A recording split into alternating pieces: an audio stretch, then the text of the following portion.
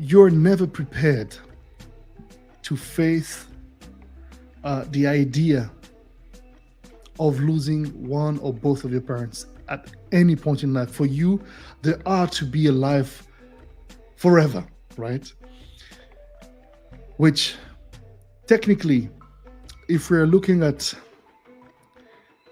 our African perception of and understanding and concept of what I mean, traditional African ways, death is not a linear thing; it's a circular thing. So it's a continued experience.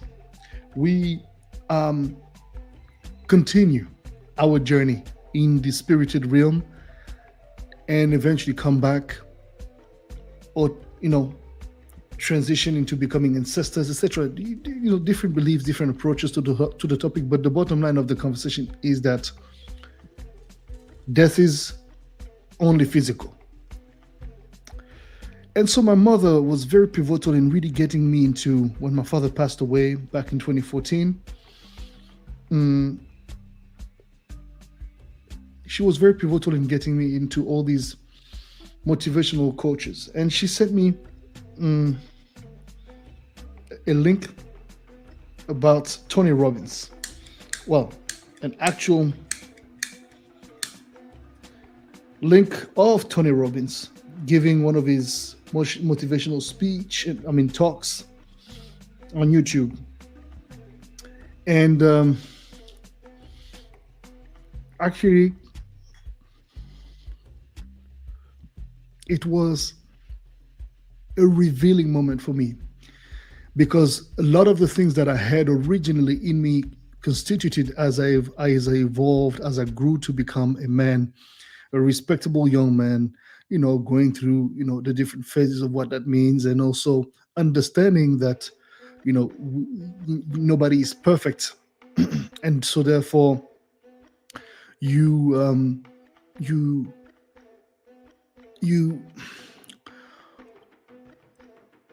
must acknowledge all of the yous, all of the different versions within yourself. I'm not talking about anything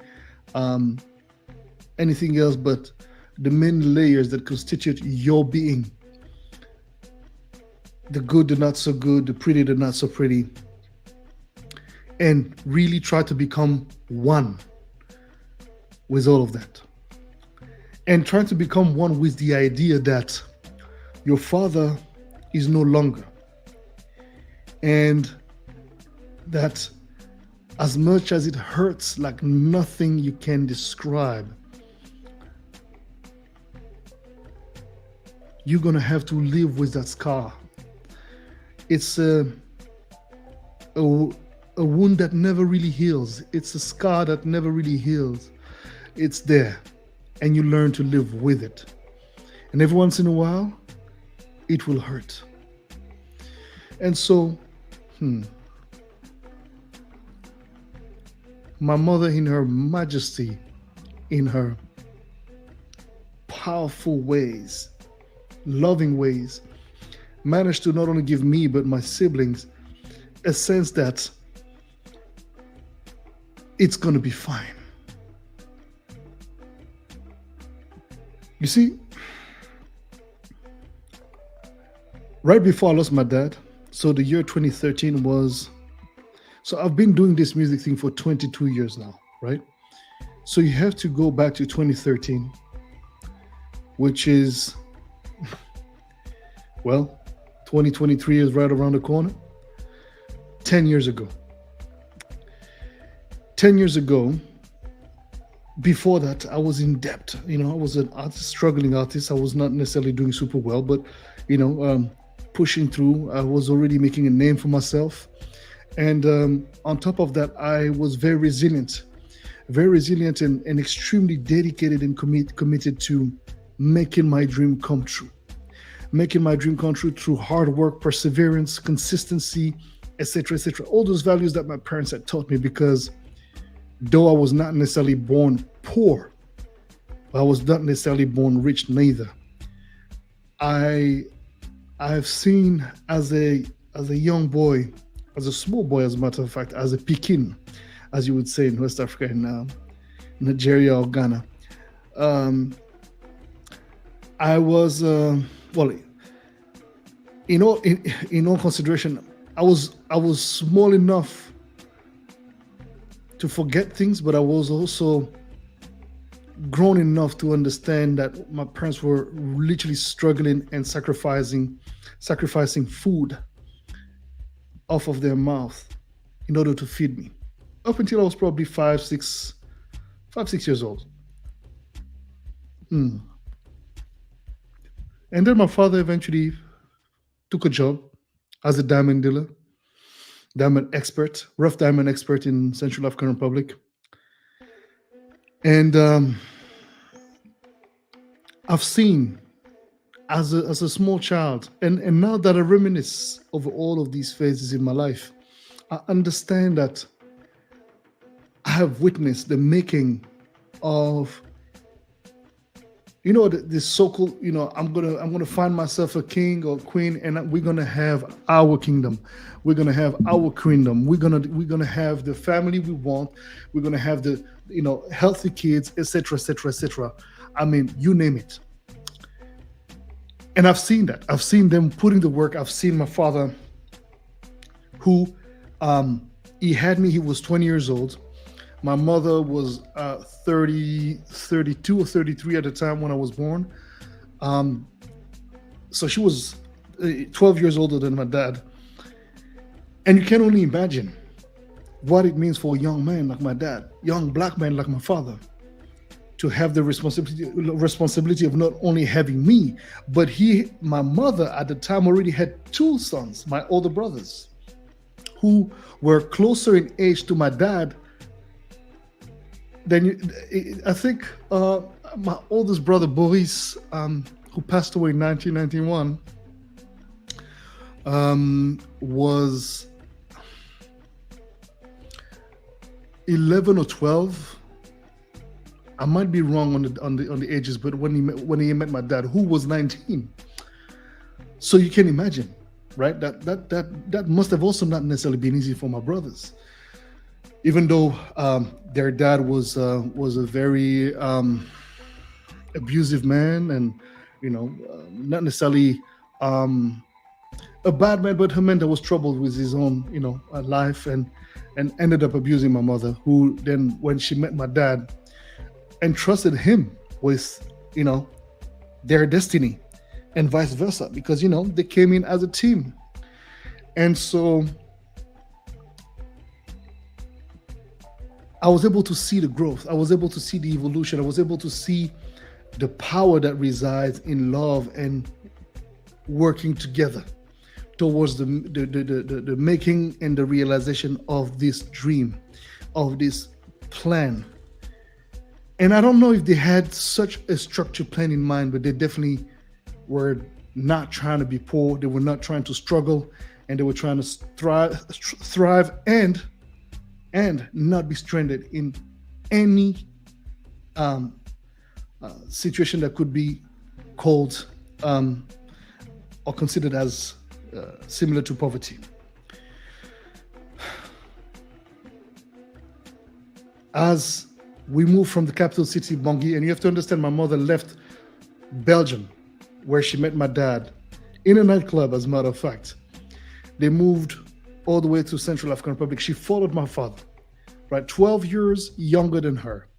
A man who is literally just out of his teenagers. He was 19 when he met her, 20 when I was born. So you can only imagine. And they went to Bria, 600 kilometers eastern part of Central African Republic, 600 kilometers away from Bangui, the capital city. And this is where the birth of that beautiful kingdom and queendom they've built together came to life. Resilience is at the core essence of the DNA of my family, from my mother's side to my father's side. On so many levels, very powerful women and men have helped raise the woman that my mother was and the man that my father was. And I'm not trying to like sugarcoat it with it being amazing and wonderful. It was very, very difficult. You must understand, 12, you marrying somebody's child who is 12 years younger than you. So you're literally close as well in age to his mom. You know, you have to understand, right? So it's very, not that my mother was close like that in age to my grandmother, but the gap was not that crazy. So you have to go through all of these phases where families have to get to know each other, people have to get to accept each other, etc. And of course, you, as my mother, you have to remember my mother is a Belgian American white woman who has never been in Africa before, follows a young, broke, well-educated, yes, but broke young man who has no diplomas, but who is just driven by his vision and his desires to make it happen. And so fast forward, they make it happen.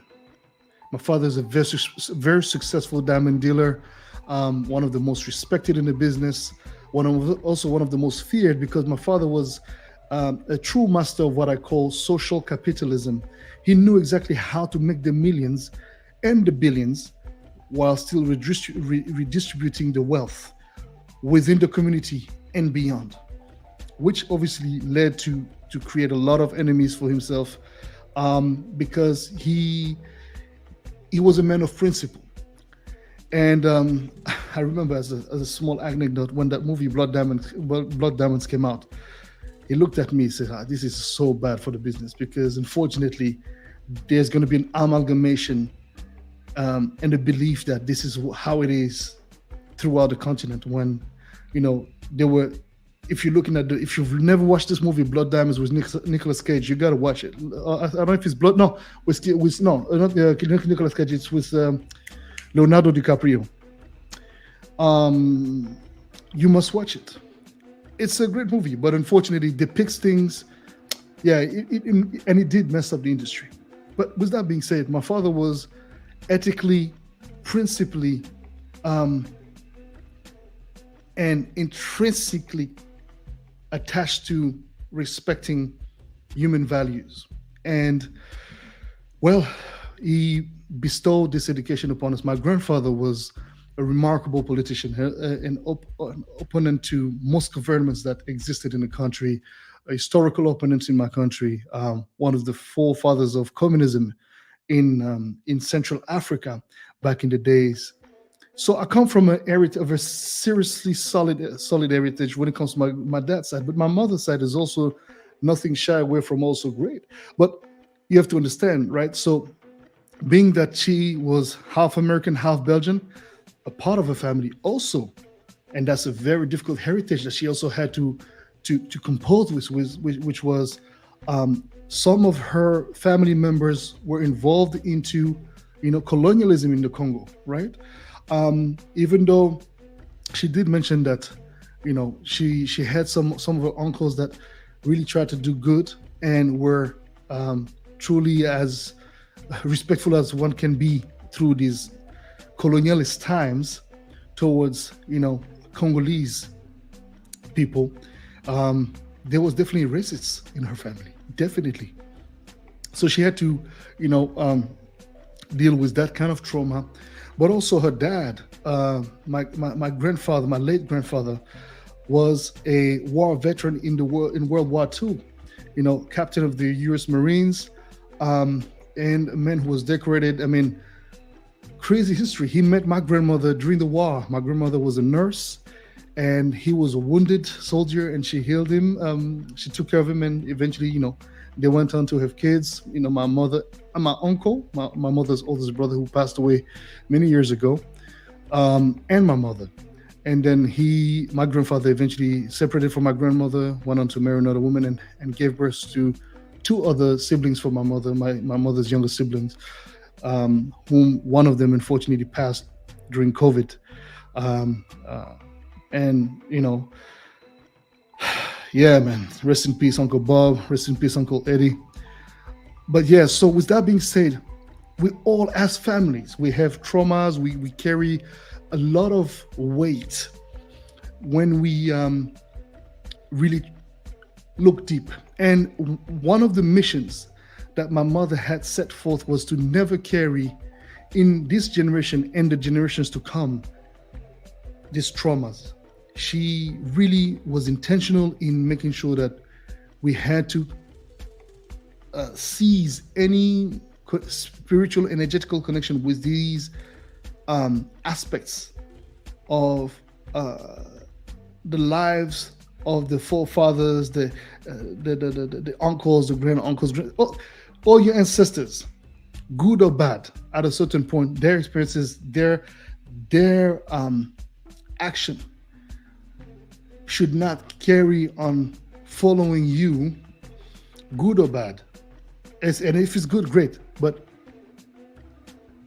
it's when you're looking at generations down the line, you also don't want to have this thing where it becomes a burden.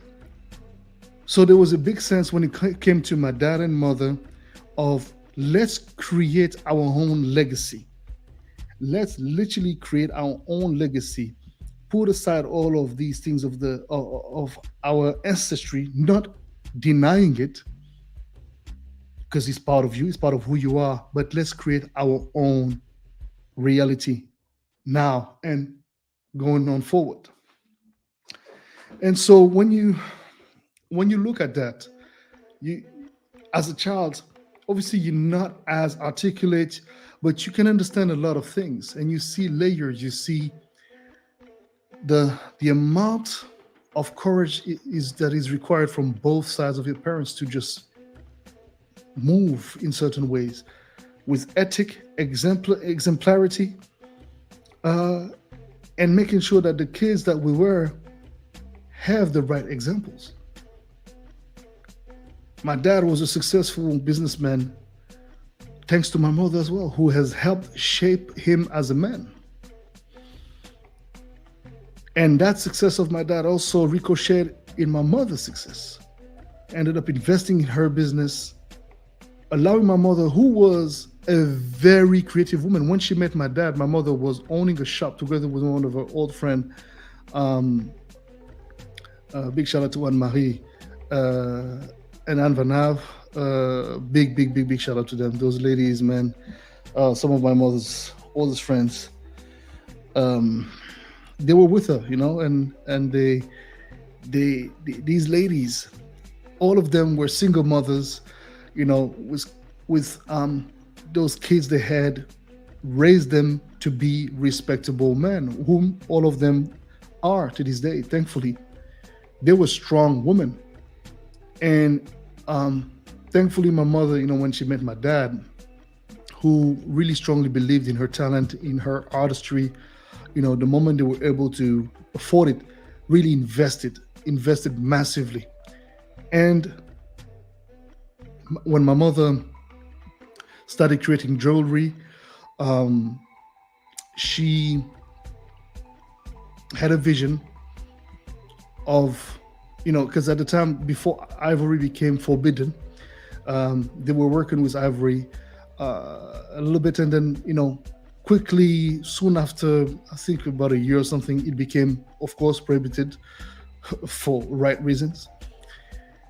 And then my mother started to think, okay, well, we need to find a more sustainable way to create this jewelry while still maintaining a high quality. Let's do some tests. And so my mother was with my father. They were riding with the car around the butchery or something, and they saw the horns of all the bovines that we eat every day, in Bria. And she saw all of these horns, rotting. And she said, okay, how about we test something with these horns and see if the result can come out to be, as great as, what it used to be with, ivory and stuff. And quickly, my mother was extremely gifted with techniques and skills that you can't even begin to describe. And And she ended up managing to turn this into a success story. She pioneered a whole movement, taking jewelry, African jewelry for the haute couture made in the eastern part of Central African Republic, 600 kilometers from the capital city, and providing work for hundreds of people. Her and my dad together at a certain point were feeding collaterally, but directly and collaterally 7,000 people minimum. You understand? They were committed. They were doing so much for the community, and eventually it became such a thing where, my mother took her work to Paris, met, legendary designer Renaud Pellegrino, who introduced her to Yves Saint Laurent. Yves Saint Laurent was still alive at the time, with his right hand woman Loulou de la Falaise. I had the pleasure to meet Yves Saint Laurent. I was still a young boy, and very particular. I remember seeing he was a very particular man. But yeah, they loved my mother's work, and boom, haute couture, this, that, leading to another. She worked with Christian Dior, precisely John Galliano, Gianfranco Ferre, and all of that to say, starting from literally almost nothing, they've managed to build for themselves an amazing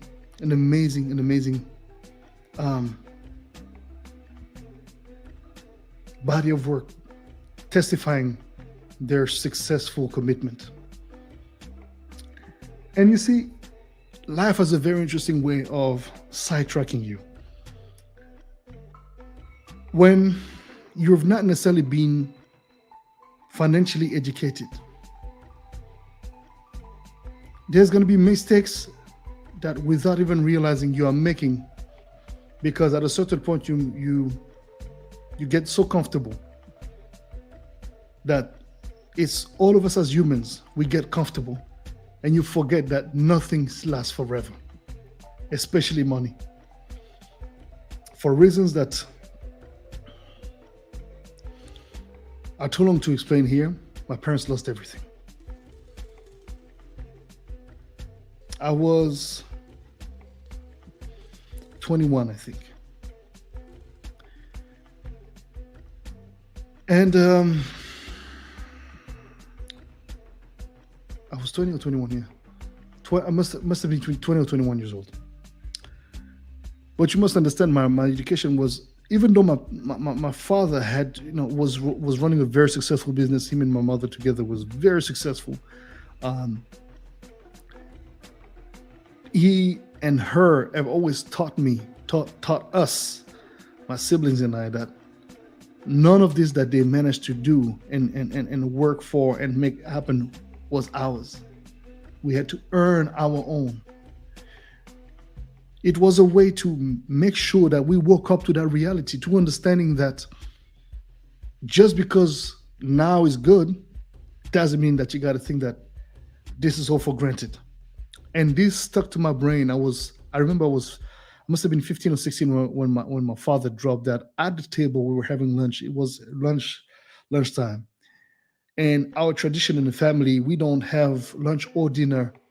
Lunch is very important. Dinner, well, you can do your own thing. But lunch was extremely important because we were homeschooled. And my father would come off work, and we would just have this moment at the table and just speak, talk, etc. About the day, and very, very much oriented towards understanding what was going on in our brains, etc. And my father was a very strict man. My mother was more relaxed, but my father was not taking any bullshit. And so rigor and expectations of excellence was definitely part of the motto in the house. And yes, you might say that this was too difficult. Today's generation would be like, oh my God, I can't do this. I want to cancel you, shit. I mean, whatever. No, you can't cancel your own dad, man, or your mom. I mean, you may try, but at the end of the day, I mean, this new generation can do whatever the hell they want. It seems like it's okay. But you would never dare responding to your dad or your mom. And yes, some of the punishment, some of the rigors seemed a little bit abusive, seemed a little bit too much.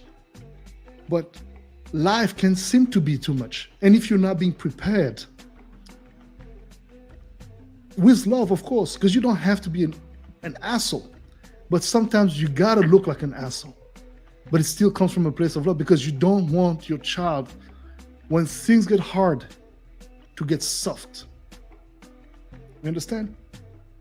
Even though it's okay that you may be overwhelmed by the situation, you gotta pick yourself back up and